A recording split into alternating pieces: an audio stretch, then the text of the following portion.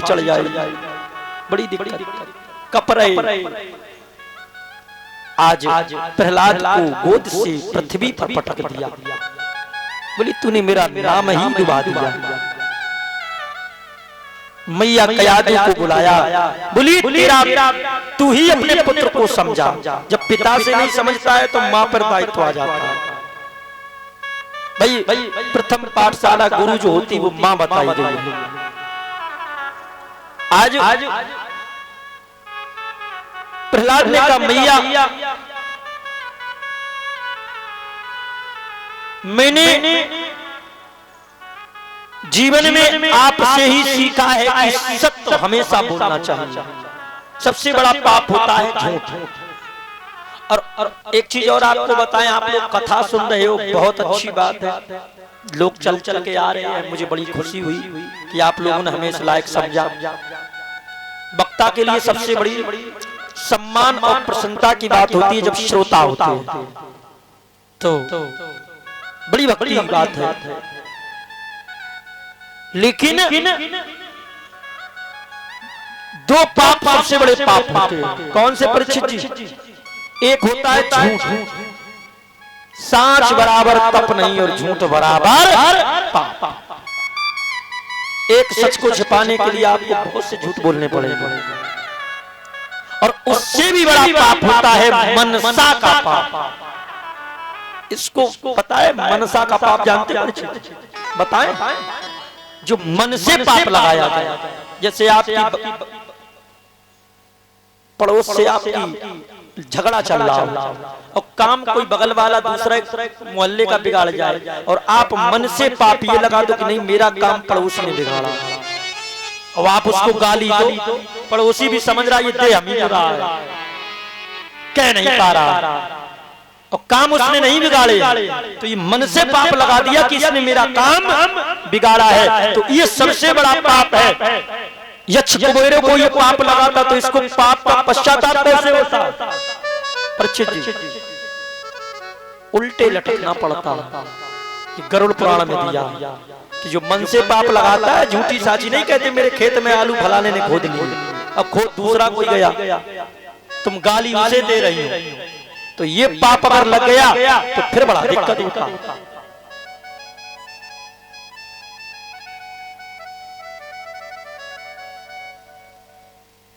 ये लीड कोई गड़बड़ कर रहा है। बीपी हेलो हेलो, ये लीड तुम्हारी अर्थ मार रही, बहुत आवाज दे रही, कोई आवाज आ रही है? लीड गड़बड़, ये ना कहना कि लीड है नहीं है, कोई भी मार रही है, क्योंकि आवाज नहीं आती किसी चीज।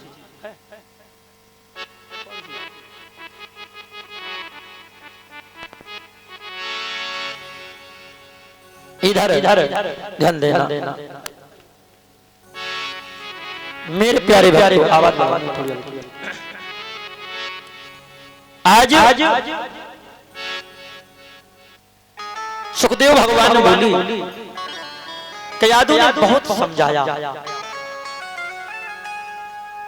यहां तक कि प्रहलाद को विषपान कराया गया, फिर भी भगवान ने बचा लिया, क्योंकि भक्ति है ना, पहाड़ों से नीचे फेंका।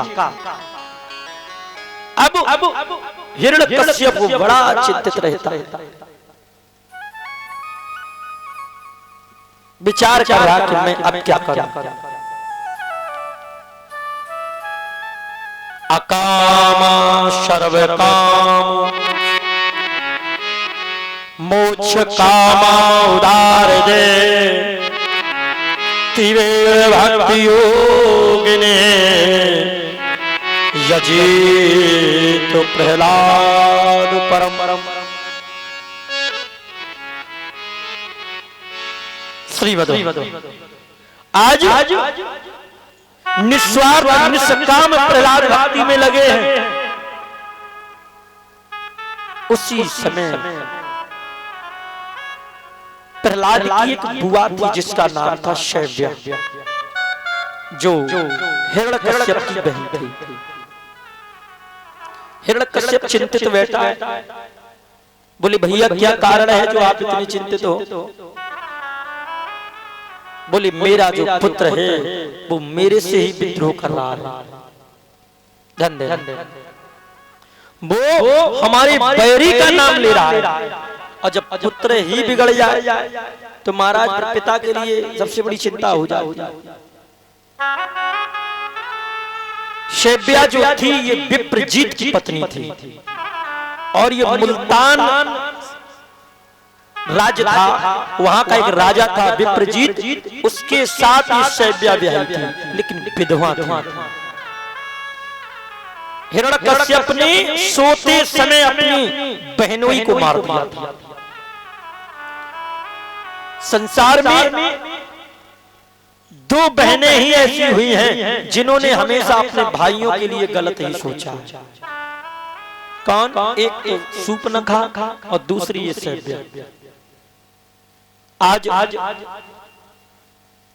इसने विचार किया कि मुझे यौवन में विधवा किया है तो मैं भी जब तक इनके वंश का नाश नहीं कर दूंगी हम चैन से नहीं बैठूंगी। बोले भैया इसकी तुम चिंता छोड़ दो, तुम्हारा जो शत्रु है हम उसको खत्म कर देंगे। बोले कैसे? बोले मेरे पास एक शीतल चीर है और मैं उसको ओढ़ के बैठ जाऊंगी, अग्नि हमें नहीं जलाएगी और तुम्हारा जो पुत्र है दुश्मन है वो जल करके राख। देखिए अब यहाँ पर एक ज्ञान मिलता है। क्या? बुरा जो देखन में चला मुझसे बुरा। हम दूसरे की बुराई ढूंढते रहते हैं। अक्सर आपने देखा होगा जो लोग दूसरे की बुराइयां ढूंढते वो कभी अपने अंदर कुछ ना देखा और बुराई वही करता परचिजी जो खुद बुराइयों में घिरा होता और जो खुद अच्छा है। अब जैसे मेरे जीवन में कभी चोर ना आए तो हम चोर की भाषा ही ना जाने कि चोर होता क्या है। हम जानेंगे तो कभी जब हम खुद चोरी करना जानते हैं। हमेशा याद रखना इंसान को कभी बुराई नहीं करनी चाहिए। मैंने अपने जीवन में कभी किसी की बुराई नहीं की क्योंकि हम अपने आप से लड़ रहे हैं। इंसान अगर अपने अंदर का कपट और छल देख ले, लोग अपने घर में कुछ नहीं देखते, दूसरे के घर की बात करते हैं। अगर अपने घर को तुमने संवार लिया तो दूसरे के घर की कहने की जरूरत नहीं रही। धन्य कथा भागवत तो सब जानते हैं, बस जीवन में ये उतार लो कि हमको कब और किससे कैसे बात करनी है तो समझो भागवत सफल। ना हम कथा कह के चले जाएं आपका का 7 दिन बाद वही काम चालू, फिर तो न लगा ही रुपया सब बर्बाद। हाँ बच्चा पढ़ने जाता है तो अगर उसको स्कूल के बाद फिर वही काम करने लगे तो आपको खुद लगेगा कि मेरा पैसा व्यर्थ चला गया। आज शैब्या मारना चाहती थी, भगवान की ऐसी कृपा हुई, वायु तेज चली, शीतल चीर उड़ करके प्रहलाद के ऊपर गिर गई।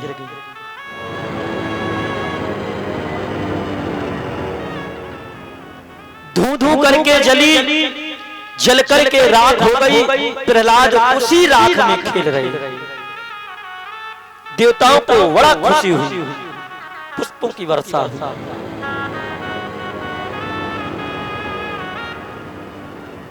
और दैत्यों को बुरा लगा तो लाठी डंडा कीचड़ मारने लगे, ईंट पत्थर चलाने लगे। वहीं से एक त्योहार बना होलिका। बोलिए होलिका मैया की जय हो।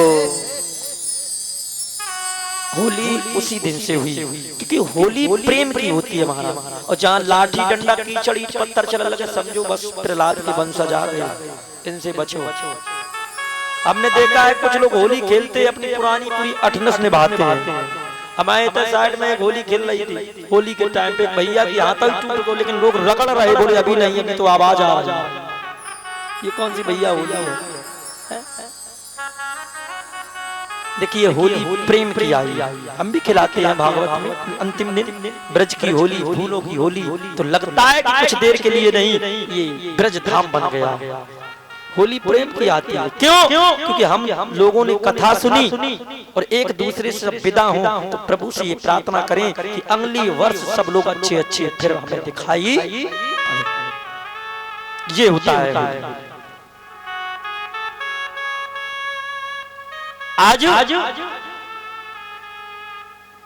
हिरण्यकश्यप बड़ा दुखी हुआ, बोले ये तो ऐसा पुत्र पैदा हुआ जिसने हमारी बहन को भी डस लिया। आज ये चारों तरफ से दुखी हो गया। मंत्रियों के द्वारा इसने एक विचार किया कि ये कहता है हमारे भगवान यहाँ एक लोहे का खंभा घर रख दिया, इतना लाल जिसको देख करके जिसके पास से भी निकलने से शरीर जल जाता है। आज प्रहलाद को खड़ा किया और मैं पुनः कहता हूं कि भगवान की भक्ति करना बहुत कठिन है। झगड़ा करना सरल है महाराज, लाठी उठाओ पूरे गांव घूम जाओ कोई ना बोले।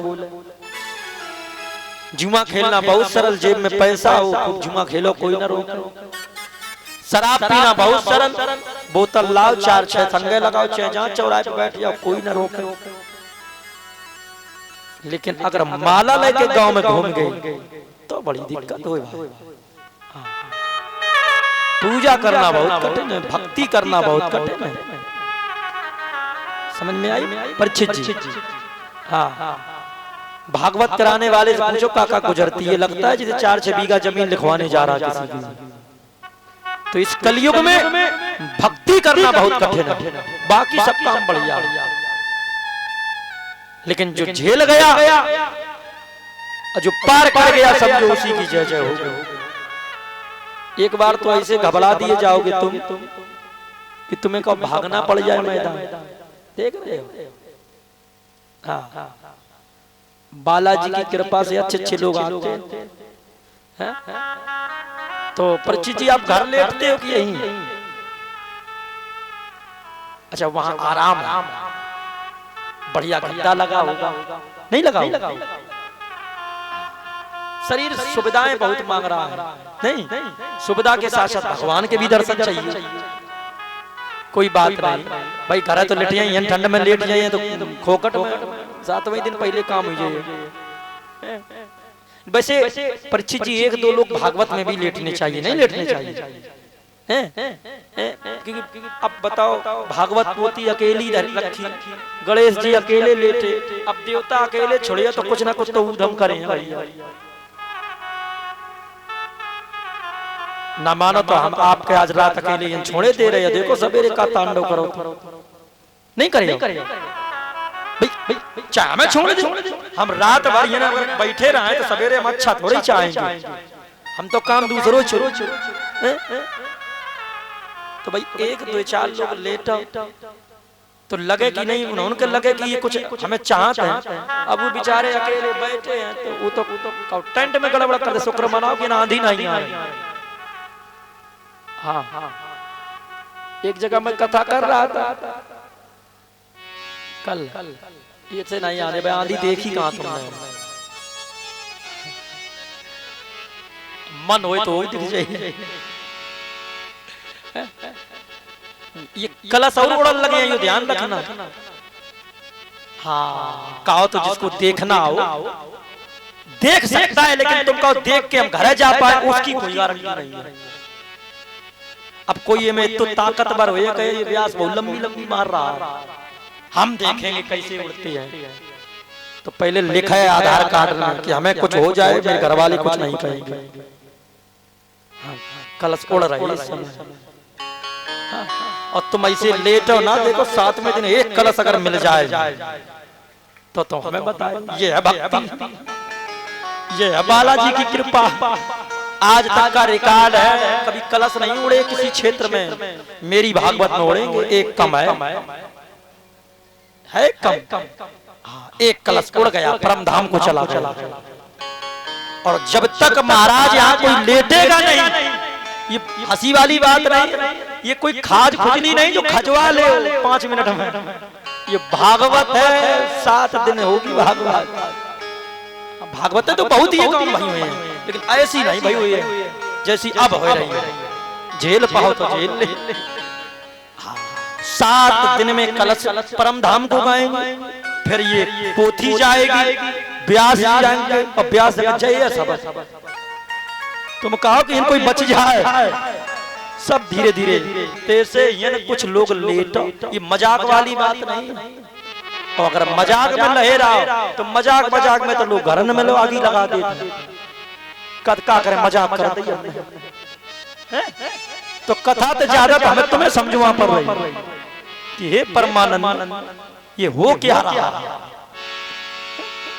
तो बड़ी विचार करने की बात है ना, होगा तो कुछ नया ही। अब आइए प्रिय भगवान की जय हो। अब इस भागवत में जो डुबकी लगा ले उसका जीवन ये, और हम कह दे कि ये भागवत बड़े नियम संयम की है, और जिसको जो भाव बनाना है वो भागवत सुने, उसको पूरा लाभ मिले। तो मैं कथा कहना है आज से बंद कर दूंगा, लेकिन आए नियम संयम से। हाँ, तो जो कलश की कन्याएं हैं अपना कलश बचाना चाहे तो बचा लेना, उड़ना सब कलश को ना, ये मैं बोल रहा हूँ। हाँ, तो आइए 2 शब्द भगवान का बोले और फिर हम चले कथा की ओर। मैं सिर्फ संकेत कर सकता हूँ, हम क्या करें, ऊपर वाला करवा रहा है। हाँ, तो बाकी तुम देखो। तो सभी लोग प्रेम से भक्ति भाव के साथ ताली बजा के बोलेंगे। और आज राम जी का जन्म भी है, परीक्षित जी नहीं है, तो कम से कम जन्म में आपको 2100 रुपए बधाई चाहिए। कोई ज्यादा तो नहीं मांगे, जीवन भर कमाओ। राजा जी खजनवा दे, खजनवा मांग ले, मैया जी गहनवा दे, जो मांगे से दे चली जाए। दई ना पाई तो तुम यह समझो कि हम बालाजी के पुजारी है, तो हम हनुमान जी के जो पिताजी थे कौन पवन, हम उनके पुजारी। हाँ, तो कोई दिक्कत नहीं, खूब गाड़ी घोड़ा है तुम्हारे घर है, और भगवान करे खूब लड़का बच्चा सब कमा रहे हैं, बस तुम ज्यादा नहीं, हम लोगों के थोड़ा थोड़ा कर देना। हाँ, और बाद में तुम्हें फिर जब हम लौट के आए तो फिर हम तुम्हें दुगनों करके दे जाएंगे, यो अमाउंट ठेका है, लेकिन अब दे देना है। ठीक, तो आइए ताली बजा के बोलिए। ये मत कहना कि पंडित जी यहाँ से मांग रहे हैं, मांग नहीं रहे, तुम्हें हम जता रहे हैं। तो बड़े प्रेम भाव के साथ, भक्ति भाव के साथ ताली बजाना है। और बोलिए भगवान की जय हो। हेलो हेलो हेलो, बड़ा इनको डाल नीचे लगा श्री राधे। हेलो हेलो कि उमरिया पीछे से सब लोग हाथ उठाए, हाथ भैया वही उठाए जिनके हाथ हुए, जिनके हुए ना वो कतई ना उठाए। दरबार में बैठे हो उठा ले, बहुत अच्छे हाथ है। अब हाथ गंदे हुए तो कोई दिक्कत नहीं, रगड़ ले, होती में कहा है। और सब लोग बोलेंगे कि उमरिया धोखा दे गई रे, उमरिया धोखा दे गई रे, ये धोखा हो जाएगी।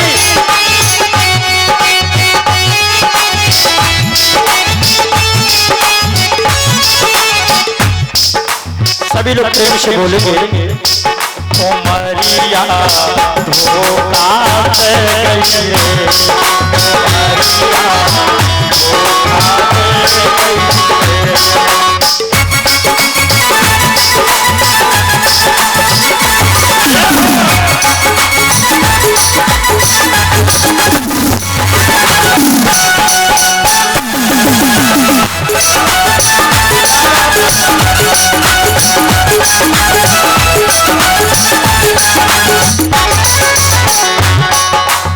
ये हमारी उमरिया जो है, बचपन आया बोले अभी खेल खालने, अगर का पूजा भजन कर, जवान हो गए, जवान के बाद बुढ़ापा आ गया, भजन नहीं कर पाया, कथा भागवत ना सुन पाई, तब तक काम कहते हैं उमरिया धोखा दे गई रे, उमरिया धोखा दे गई रे।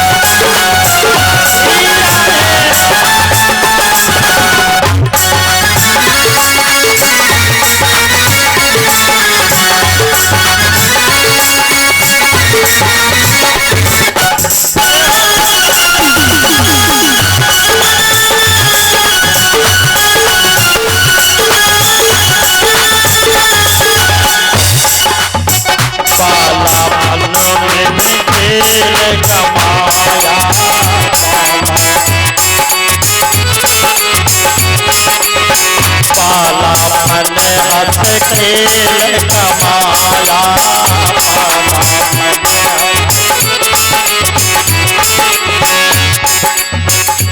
हरी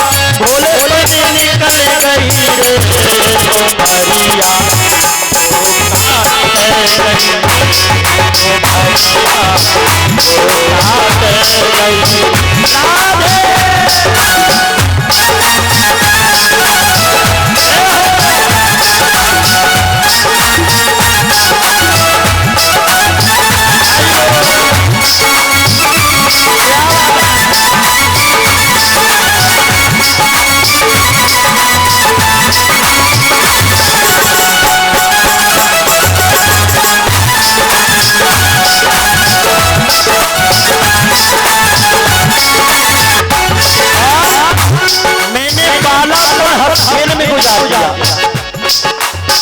आई जवानी ना तो